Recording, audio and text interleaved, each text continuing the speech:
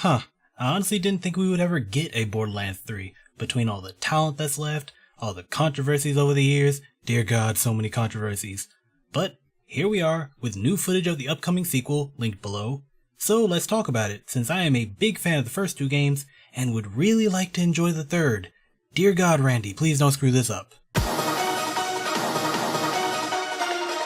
What's up guys, it's me Zerodomai Kitsune, just here to talk to you about the new Borderlands footage, and just my thoughts on it as a perspective of someone who's, played the other games, and what I was looking for, what I got out of it. So, first of all, alternate fire is a thing. Now to some, this might not seem like a big deal. I mean, Overwatch does it, and it's insanely popular for it, among other things. So it would be expected to see other FPSs follow suit, right? Well, see, a long time ago, back before the stars lit the night sky, when men had to hunt in the frozen deserts for their food, and Twitter wasn't our only means of communication, alternate fire was fairly common in FPSs, until one day some jagoff proposed the grand idea that games weren't realistic enough, and that hiding behind chest-high walls and using the right click for only aiming down sight was the way to go. Oh, and throw some brown on the screen for good measure. I mean, to be fair, Modern Warfare 2 was one of the best FPSs of all time, don't at me. But Borderlands, until now, even with its bazillions of guns, still fell into that kinda modern military shooter style gameplay, until now. The game still has aim down sight though, so alt-fire is more like an underbarrel attachment, but that's kinda like the best of both worlds. And hey, that means even more parts to make the guns unique. Slight correction on that, from what I've heard, the alt-fires are manufacturer linked, so still more parts, but probably a bit more limited than I hoped.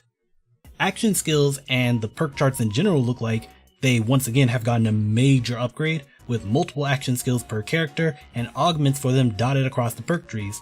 One of the characters, Zane, I think, he's a guy so he's off my radar, he can actually use two of these action skills at the same time by sacrificing the ability to throw grenades. Whether or not that's a good trade-off in a game all about loot, including a wide variety of grenades, I don't know. Reminds me kinda why I never liked melee builds in Borderlands. Well, right up until Krieg ripped and tore his way into my heart. I'll never forget the way her holes cried. The way she screamed in agony as she pushed the knife slowly into my sternum. Such a beautiful symphony of feelings, and in the end of it, she was so much greater! My operatic diva of flesh and steel! Seeing the new Siren do her slam attack was cool, especially since it goes into this sort of third person, which I think is the first time an action skill has done that in Borderlands. But I'm still waiting for the hot soldier chick to show up in gameplay so I can see her badass mech action skill in action. Super hoping for Titanfall levels of badass from it, and I hope it scales better than the two other turret users in the franchise. Seriously, both Borderlands 1 and 2 have the turret action skill regulated as nothing more than a distraction once you hit a certain point in the game, and I really hope it doesn't end the same way for this chick. I think a lot of people are going to be excited about the slide, adding some much needed mobility into the game, kinda like how the pre-sequel added the boosters, but what was more interesting was seeing the player jump and grab onto ledges. Now I've seen some people make fun that so many people were excited about such a simple feature, but it's been like 7 years since Borderlands 2. And with Gearbox's reputation, plenty of people were probably just happy that the game didn't end up being a reskinned BL2 with all the edgy, mature jokes and content doled down to fit a more sensitive crowd.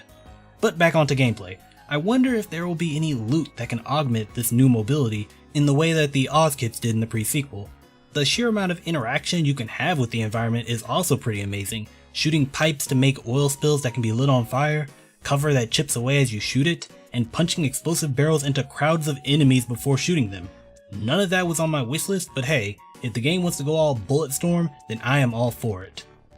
The last cool thing I noticed was the instant loot, something that the community has been asking for since the first game. And while I would have been perfectly happy with simply having the same loot drops show up for both players, BL3 cranks it up to 11, not only giving players their own unique loot drops that can be different, but also dynamically scaling enemies and damage for parties. So on one screen, a level 5 could be fighting a level 10 enemy and getting level 10 loot. Another player could be level 30 and facing the same enemy, except now it's level 35 on his screen, and he dropped level 35 loot. What sorcery is this? I mean, most of my friends either hate Gearbox or have simply moved on to Destiny, so as cool as that sounds, it probably won't affect my enjoyment of the game, but that's gonna really do wonders for people who like to play in groups primarily. All in all, it was a great showing from the stream, even though it was kinda cringy at certain points. If you look at the live stream, you'll know exactly what I'm talking about. With that said, I did have some features I hope to see in the game that, while not 100% deconfirmed, just weren't shown. One thing I really wanted from the game was the ability to save your skill loadouts at the respec station. This is something I felt would have been a good idea all the way back in Borderlands 1, because once you've made your, perfect build, farmed up all the stuff you need, you're rocking a corrosive siren, you got the big fancy, I think Maliwan Crux shotgun with, I guess, what would be a good shield for Siren? I mean, any shield, because she just phase walks everywhere. But you get my point. Once you get everything, then what? You want to try something else, right? Well, it's a bit cumbersome to try that. You gotta write down all your skill points, store your in-game loot away in some unimpressive loot vault, but being able to save a build and swap them out at the new U station for a price would be really convenient and give more things to do with the same character. Related to loot, I also wanted to see some sort of trophy room for your gun, similar to the Legacy of the Dragonborn mod for Skyrim, something to store all your legendaries while also being a visual tribute for everything you have done in the game. Maybe there are a bunch of slots with some uniques that you never got. Well, that's telling you, guess what? You missed a few quests, or you need to go back and farm a couple bosses. They showed an area in the hub world where Hammerlock runs some sort of hunting minigame with enemy trophies, but who cares about random enemy heads? I want to hang up my level 15 combustion hellfire that was useful all the way to level 40 because Borderlands 1 was awesome. That's what the game is about, and being able to celebrate the guns you find seems obvious. I'm a bit concerned with how guns are constructed in the game though. I mean, I guess concern might be a strong word, but as a person who has played all the mainline Borderlands titles to this point, when it comes to how guns are generated in the game, Borderlands 1 is still king. In BL1, the parts that compose a weapon can drastically affect the characteristics of a gun, like a magazine that turns a normally high fire rate SMG into a slow heavy hitting weapon, or a shotgun that goes from shooting regular bullets into shooting rockets. In BL2, it's a fair bit more downplayed to make room for the unique effects of every manufacturer. A lot of times those really special modifiers are just located in the barrel, and the rest of the parts are just small modifiers to the stats. And the legendaries for both games also reflect this, with Borderlands 2 legendaries again being housed mainly in the barrel, while in Borderlands 1, any part could be a legendary. There was even a specific rare gun that you could find with 2 legendary parts attached to it. But I guess that's unlikely to be ever seen again from Borderlands, because it just doesn't seem like Gearbox's design philosophy anymore, and maybe the impressive visuals that each gun has simply make it not a thing they can do. I don't know. Heck, in the updated Borderlands 1, the new legendaries they added, I think they added like 6 of them, they're all pre-selected parts with no variation, which, while might be standard for Borderlands 2 and onward, is kind of the antithesis of what Borderlands 1 was all about. Then finally there's DLC. Oh man, this is a long shot, especially with recent interviews. But man, as the third game in the series, I think this should be the one where they're just celebrating the history of Borderlands, and for DLC, maybe bring back past Vault Hunters, giving them updated skill layouts more fitting to the newest games.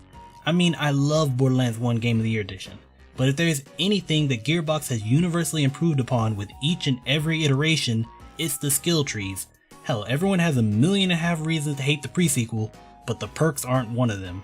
Now, I'm about to say something that might seem a bit funny, considering that I've spent all this time talking about these new features, how cool they are, things I want to see, but I'm saying all this within the context of me not even being sure I'm getting this game on launch. I mean, Epic Games and their store, they're hitting comic book levels of evil. Every single time I'm about to give that damn store the benefit of a doubt, they come out swinging, with their most recent haymaker being the purchase of Rocket League and the rumor that it might be taken off of Steam at some point in the future, which I doubt because even EA in their infinite greed hasn't pulled something like that. You can still buy and play Dragon Age Origins on Steam, which I highly recommend. Spent the majority of one playthrough with a mage and a priest, right up until I desecrated their god's precious pile of dust, resulting in them turning hostile and me being forced to execute my unruly followers. 1010 would Reaver again.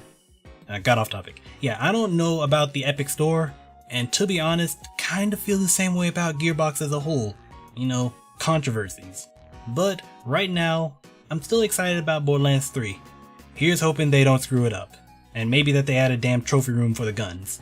But with that said, yada yada comment, yada yada Twitch and Patreon, and I will see you guys next time. Peace!